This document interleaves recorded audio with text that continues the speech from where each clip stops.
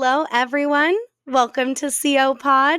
I'm your host, Caroline, and today we're joined by Greg Sikes, Director of Product Management focused on construction at Acumatica.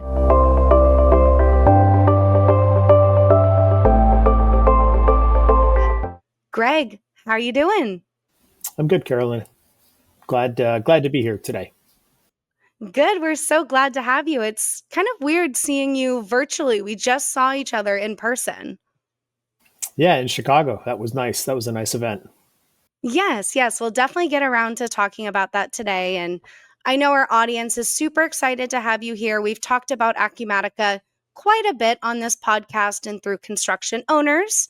But for everyone that doesn't know what Acumatica is yet, Acumatica is a cloud-based ERP software that helps small to mid-sized businesses, including construction firms, manage core functions like financials, project accounting, and customer relationships all in one integrated platform. It's flexible, scalable, accessible from anywhere, and designed to streamline operations and improve real time decision making. Its customizable, industry specific solutions support growth and efficiency for construction companies and other industries as well. Did I sum that up right, Greg? Wow, what a great sounding solution.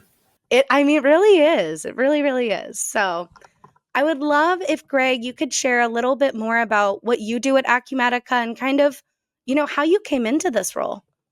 Sure, absolutely. So at Acumatica, being in the product organization and with the focus on the construction business, at the end of the day, I really help think about strategy and direction of the portfolio, and then the resulting roadmap that comes out of the strategy, and then of course looking at the data and the results to see how we're doing against how we thought we would do, and helping with the course corrections along the way. And lately, it's been a lot of thinking about AI and how it will influence our business going forward. Yes. And you have a really amazing background in product management. So, how has that kind of shaped your view of technology adoption, especially in the construction sector? It's really interesting because, as you can tell by my hair, I've been around for a few years, and I've seen disruptive technologies. I remember the day I first heard about this thing called the internet. I can still remember exactly where I was at the time, and and just thinking about the possibilities. And then you think about smartphones and just all of these technologies that I've been fortunate enough to experience along the way, and just how much of a difference they've made. And so I believe that AI is that next disruptive technology. Yes, I love a little disruption. I think disruption's a little bit fun, especially when it comes to technology. Yeah, absolutely. And I think the interesting part is there's this very fancy phrase that you'll see consulting companies talk about, and it's been around for a while, called, and the phrase is the consumerization of IT. And simplistically, it is the idea that whatever you do in your personal life, you bring those expectations to work. So think about just how you use a smartphone in your daily life. And when you go to the office, you expect the mobile applications that you work with, or the applications you work with, to be sort of as simple and as intuitive and as easy. And I think AI is going to be that way too. I think people are going to figure out just how easy it is to use at home, and they're going to expect it to be that way at work. Definitely. And you talked a lot about this actually at the recent event, the Illinois Construction Summit that we hosted alongside ABC Illinois. And you gave a whole talk about AI in construction. How do we build smarter, work faster? And, kind of based on what you talked about there and any of your recent conversations with, construction customers, what are the most common AI use cases that they're exploring and implementing today? It's really interesting. I thought the part of the talk I enjoyed the most was sharing was sharing the conversations, or the summary of the conversations that we had with several of our customers. and they sort of run the gamut. There's a couple of customers that are really kind of far down the road and thinking about this, and they're thinking top down, and they understand that if they embrace this technology sooner, that it gives them a head start over their competitors down the road, and so they really get that. And then there's others that are sort of grassroots, coming at it from grassroots perspective. They leave it up to each of the individuals to do their own exploration to see how it might help their daily job or their departmental job, and then to sort of flow that information up, and then maybe they make a broader decision at the company level. And then I did run across one or two that were sort of intimidated by it, and so their answer was, well, we just lock down access and nobody gets access to it. And I think that's sort of the wrong way to think about it as well. Yeah, and I feel like, the construction industry, I feel like we're so all over the board. This has always been, and I've talked about this so many times at construction industry, we've been, a little bit behind the curve. We're a little bit slower to change, but I feel like we're really at this divide right now where, a lot of people are super AI forward. And then, the other half might be a little bit slower to get on the AI train, or they might be a little bit hesitant. Where do you see that hesitance or, that struggle kind of coming from? Yeah, it's really interesting, Carolyn. So in the past, a few years ago, I have run across owners of construction businesses who have really resisted technology advances. They've said things like, I'm paraphrasing, hey, this cloud thing is a passing fad, right? Like it's, we're going to go back to servers in the back, in the back office or behind the closet door. And so I think, and you'll also hear some people say that construction industry typically is a laggard, a technology adoption laggard. And I'm not sure that's it. I think it may have been true in the past. I'm not so sure that's true anymore, especially as I would say the next generation comes online, and the next generation who brings that expectation of technology use to the office, and they're super comfortable with it. And I think it'll only continue to accelerate, as the even the younger generations continue to show up at work, and all they've known is a smartphone, right? They don't know anything before the smartphone, and they don't know any times before the internet existed. So they're just going to come with a different expectation.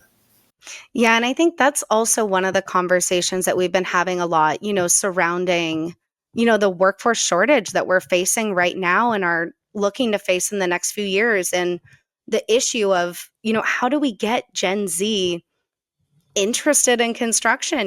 They've been with smartphones. They don't want to work with their hands, or a lot of them don't. So how do we make this industry more appealing to them? And I think we found our golden nugget with AI, but how do we make that appealing to them? It's really interesting because I think there's so many different aspects of it. There's a little bit of retrospective on the traditional path of the traditional, go to college for 4 years and come out and do something. And I think these days there's more of a thought of, hey, maybe go to a trade school and become a professional, in the construction business. So there's a lot of different ways to get to this business today. And so you get a lot of young people who are emerging workforce talent that may say, hey, I really want to leverage technology. I want a technology based role, but I'm not going to go the traditional path, go to college and, get a degree and then go do that. So I think they're going to come at it from a lot of different ways. Yeah, and we're even seeing companies, like Builder Facts that are really automating, some of these processes with uploading your credentials and all your certifications online so that, the industry and these kids, they just have it on their phone. We're not carrying around paper anymore. So you're also starting to see, companies turn more tech-based, and it's really, really cool. Yeah, I think it sort of goes back to technology adoption. Back in the day when they roll out the car to the horse people. It took a decade. I don't know how long it was, but it took a long time to get kind of significant adoption. And if you move all the way to today, the significant adoption of technology is measured in months or maybe a year. And so it's only just going to go faster. Yeah, and it's going to be very interesting time within our industry for the next 5 years, next 10 years, hell, even next 6 months. Yeah, and then in a few years, then the next disruptor will come along, and I'm sure somebody's already working on it somewhere in their garage. Oh, definitely, definitely. Probably in a Silicon Valley garage. So we're talking about AI. Now, I really want to know, what is Acumatica doing on the AI front? And I'm sure we could talk about this for hours and hours and hours, but high level overview for construction companies specifically, what AI features does Acumatica have to offer? What are you guys doing in that realm? So we've got a lot going on actually, and I think the sort of the most simple way to think about or to understand how we think about AI is that at the end of the day, we're really focused on building our customers a virtual assistant, so to speak. Sort of think of like everybody has this assistant that's sitting at the desk with them, just waiting to help them do something, right? And maybe answer an ad hoc question on data and information, or to answer a how do I or how to question on something in their daily business or inside the product. And then, of course, the natural extension of the how do I type questions is, can I take action on your behalf? Right. And so that's really where we're headed, is towards this assistant that's sort of always on and ready to help you in your particular role. So an assistant that is, financially centric or project operations centric. And today we've got some of the basic stuff that, around, intelligent document processing, invoices and expense receipt, learning different formats, so that the first time you may have to ask a couple questions, but after that you don't. We have anomaly detection in place, really looking for out of the ordinary events, so that instead of having to pour through all the reports and the data, you just got the system monitoring KPIs that are important to you, profit fade or number of change orders or whatever the case may be. And all it's doing is it's flagging the ones that are sort of out of the ordinary. So you don't have to look at all the ones that aren't out of the ordinary unless you choose to do so. And then, I think we're starting to see the ability in our product to do some automation, some task automation around activities. And so interacting with these LLM products such as ChatGPT or Claude or others, and to leverage all the information that's in there to help sort of perform a task or retrieve information that the human could do, but instead of taking 2 days, it maybe takes 2 minutes. I love that. It sounds like you guys are really on board the AI train and ahead of the curve. And it really sounds like all of these different features and things are going to help businesses scale. And when it comes down to it, that's what we're all trying to do. We're all trying to grow and scale. And I think, AI is going to be a huge propeller for that. I think so too, and I think it's there's always this conversation around, is AI replacing jobs, and there may be a job here and there that it replaces, but I think it's replacing the type of work you do, right? So I can think of many examples where I've used it in my own day-to-day life at work, and even at home, where something that would have taken me 2 hours to do at work ended up taking me 10 minutes or 5 minutes or 10 seconds. And so, then you say, well, what would I do with all that other time? Well, I focused it on sort of higher priority work or higher value work, instead of just chasing data or trying to, collect data and put it into an Excel document so that then I could, ask some questions of it. Yeah. I think it's going to make us all a lot more efficient and take away a lot of the headaches of some of the mundane work. Right. And it's always interesting to me too when people say, gosh, it'll take 2 hours out of my day. Now I can, go practice my golf game for 2 more hours. And it's if you look back on our days in the past, right, we've always filled that time with other things, right? So it's the other things at work that we couldn't get to before, maybe some new stuff that we don't know that's coming our way yet because of this extra time. And we think about new business ideas and new applications for. And I'm speaking as a customer of ours, is just new business type business development that we can chase that we don't do today. So I think the save time will only be to help companies, do more or do different things. Yeah. Yeah, I completely agree with you there. And we're thinking about all of these amazing things that AI and technology can do, but it also brings up, kind of another side of this of some new, safety concerns with data leakage, IP protection. All of this is stuff that, maybe we didn't have to think of before in this realm. So, what kind of things can construction companies do to navigate some of these safety concerns when it comes to AI? It's really interesting because when we talk to our customers about AI and just how they think about AI, a lot of times the conversation really, if you sort of netted it out, it really came down to their views of risk versus reward. And so, the reward was, well, how, like that one example I gave you of one of our customers who said, hey, I think by sort of embracing it now, it gives me a competitive advantage in my market as I service my customers. And, the risk is all the things you hear about, like our company IP has been shared, with everybody.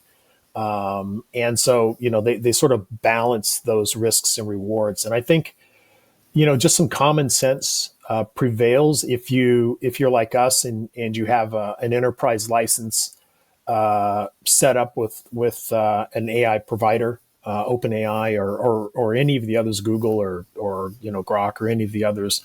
Your data won't be shared out of your instance, and so that's pretty simple to understand. And then if you're using sort of the free stuff, like I do at home, a little bit of common sense helps prevail. Don't upload IP, don't upload your financial data if you don't want anybody else to see it.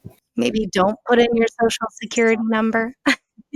No, don't put in your social security number if you don't want anybody else to know it. And so, but at the same time, if you've got information that you'd like to sort of have it think about, and you don't have one of these licenses, obfuscate the company names, customer names, important data, but leave enough there that it can sort of give you insights on what you're doing.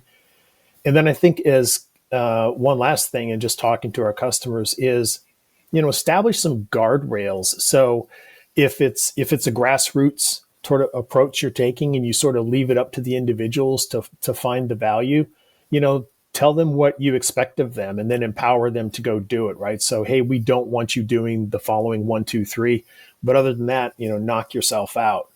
But I think sort of, locking all the doors and, hoping that this AI storm passes is not the way to think about it. No, and kind of going off of that point, do you think we're going to start to see a lot more companies put like actual AI protocols and guidelines into place for their employees to protect some of that sensitive information and hopefully not just leave it up to common sense? I think so, absolutely. And again, just sort of playing off the conversation we had with our customers, some of them had already done that, right? Because they had created some basic rules and guidelines, just like we had as we started looking at AI in the past years. Is each of us were individually empowered to sort of go do our own exploration and understand it. We were also given guidelines about what we could do and couldn't do. So some are already there. I talked to one customer who sort of had a reaction like, "Ooh, I didn't think about that, but I think we should do that." So it's sort of is both types of bookends, and I think people are sort of in the middle. They're figuring it out, and they know they have to provide some level of guidance about what to do and not do.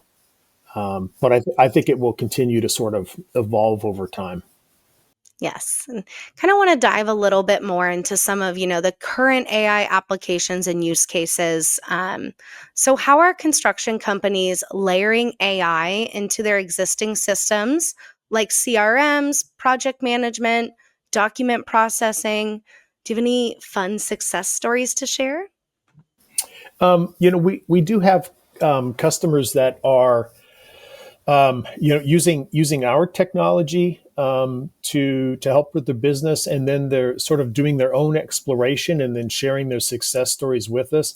Some of the basic stuff that's available today is just starting with the very simple stuff is just using these co-pilot tools that come with your office productivity tools. So like Microsoft, for example, they're using that to summarize their daily emails. So they or highlight only the important emails. If you get a high volume of emails, they're using it to draft proposals or draft marketing material. And I know we use that technology ourselves to sort of give us a start on some materials, and then it's the human in the loop, really applying sort of our flavor to what gets generated from these materials. There was a really interesting conversation we had with a customer where they had used AI in conjunction with Acumatica to really help them grow their business. And their basic premise is today we're a company that builds things. And once we're done, in the past, we've typically moved on to the next project and then built something else. And what they decided to do was for some of the projects where they finished building to then chase the the ongoing service management business for these facilities they built. So, simplistically doing HVAC servicing or being on call for plumbing and electrical or whatever the case may be, because there's real money in that. And so what they're doing is they're taking this information they had as being a general contractor on a project and looking at all the different systems and materials that got put in place, and using AI to then once they had identified the systems that they were going to sort of bid on the ongoing service work, is using AI to essentially take the construction project and create a service project out of it. And in the service project, then they would use the LLMs like ChatGPT to automatically retrieve all the service information on all those components. So, ongoing annual service maintenance or whatever the frequency of ongoing maintenance was. So, pretty interesting use of AI to help them grow their business. I love that. I mean, I feel like that's what AI should be for. Grow businesses, scale, become better. That's just, if I can think of a success story of AI, there it is. Yeah, absolutely right, and it's something that if you think about sort of the existing team might have been able to handle themselves, they didn't have to necessarily go hire a lot of incremental headcount right now to get started. They could sort of try it and prototype it out on an opportunity, and then when it works, sort of figure out how to make it part of their standard business. Yeah. So even opening up more doors for businesses to kind of get their feet wet in different things without having to jump full force and hire a whole team. And it's just incredible. And kind of want to spend a little time looking towards the future. I mean, we've talked about it a little bit today and, where this industry is going to be 6 months, 5 years, 10 years. But looking ahead, what excites you the most about AI's potential to transform construction workflows and workforce productivity? I think it's the very simple idea that I talked about earlier, which is it was having this sort of virtual assistant sitting right beside you. Picture rolling a chair up right beside you and having a really intelligent person sitting beside you that can sort of like they can answer any Jeopardy question, right? So you ask them a question about your business, and Bing, they've got an answer. Or you say, gosh, I'd like to close the books for this month. Is there anything left for me to do? and it would say, "Gee, you've got this outstanding payroll that hasn't been approved." Just it just knows kind of immediately. And I think the other part of it that we haven't touched on too much is the part that's really looking at the data in your system and sort of either watching it for you and highlighting trends or an event that may be out of the ordinary or that you've asked it to identify, or just being able to look at the data and do sort of on the demand trend analysis of of the data and give you the answer, or give you an answer that you're looking for. Yeah, I feel like the data anomaly features within AI and especially within Acumatica is just so essential. Without that data, how are we going to be able to make, decisions on what we're doing now and we're doing in the future? If we don't have that accurate data, none of those future decisions will be accurate. Correct. And I think, to a large extent, the real value of a system like Acumatica, like an ERP, is it's not of course, it's a place to keep information, to keep data, but the real value is getting it back out, right, and answering the so what questions as you look forward. And so I think, what was it, Edward Deming, famous for his work in quality management and continuous improvement. I don't know if he said this, but the quote is attributed to him, so we'll attribute it to him, which goes, "Without data, you're just another person with an opinion." And being a data wonk, I very much appreciate that, because I think data just helps you, get through all of the well, we've always done it this way, or this is what I've always heard, and just sort of get to the truth, and then you can make more informed decisions once you have that. Definitely. And I think next time that we are in person together, I'm going to hold you two getting that tattooed on you. Right across the forehead. Maybe at least with a something that's erasable, like a Sharpie or something, a little scrub. I'll get a ballpoint pen. Awesome. And we're all on this AI train and how it helps scale your business, accurately see data. Not everyone is. So for some construction leaders who might be, a little bit more hesitant to this, they're not fully aboard the AI train like we are. What practical first steps would you suggest to them? Or, what advice would you give them? Yeah, I think, simplistically, get started. First of all, recognize that it's not going away.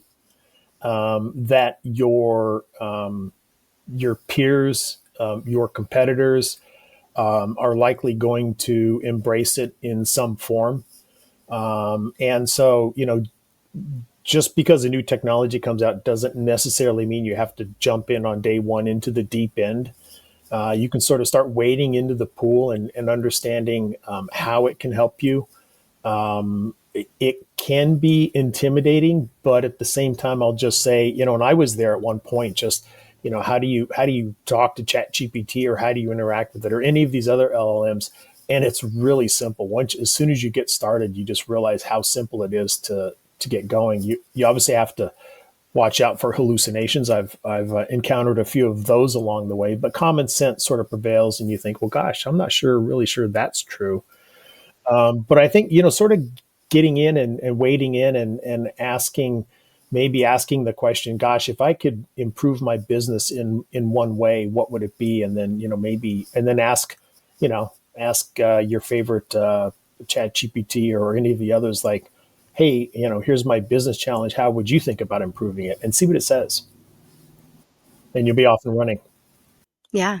Yeah, and I feel like it's so almost overwhelming right now with the amount of amazing technology out there, and it's so hard to choose, and I've had this conversation with so many different people on, different strategies on how to build that right tech stack that works for your business, how to actually find the things that will work for you.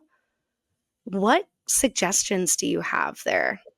That's a great question. I think, You can go do some homework yourself. The other thing you can do too is reach out and ask. Right, reach out and ask. You guys at Lumber, reach out and ask Acumatica. Um, we love questions like that. We enjoy talking about it and just sort of talking about how we think about technology adoption and how you might. And I think we're both pretty adept at not having sort of one answer fits everybody, but really listening and just providing feedback on what we think might be a great place to start. There's a lot of different ways to get started, but I think the net is get started somewhere. And finding, a company or a person or anyone that will give you that honest feedback of, hey, this is a great solution, but for your business, for your needs, I think maybe we should go this way. Look at this solution. So finding those honest, transparent opinions backed with data is so important. Right, right. Awesome.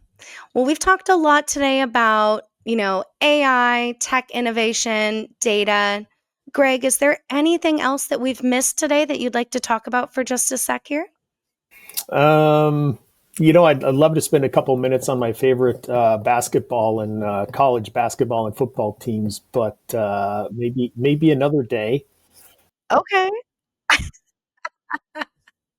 I don't think I'm the right podcast host for that. I think no, I think we've touched on a lot of things, and I'll just say it again. It's with this technology adoption. Just get started somewhere. You don't have to be the giant risk taker. Everybody's got their different level of risk versus reward and what they're comfortable with. Just like we do in our own personal lives, and so, but be willing to get started somewhere, right, and get going, and you'll be better for it. At least just dip your toes in the AI pond. See what we're all hyping up about over here. Awesome. Well, I'm going to put Greg's link down in the description down here. I will also put a link down to Acumatica if you'd like to check them out, learn a little bit more. But, anyways, thank you, Greg, so much for being here today. I'm truly looking forward to seeing you again and getting some forehead tattoos with you in ballpoint pen, of course. But thank you so much. Carolyn, thanks for the time today too. Really enjoyed it. Awesome. And we will see all of you guys on the next episode of CO Pod. Have a good one.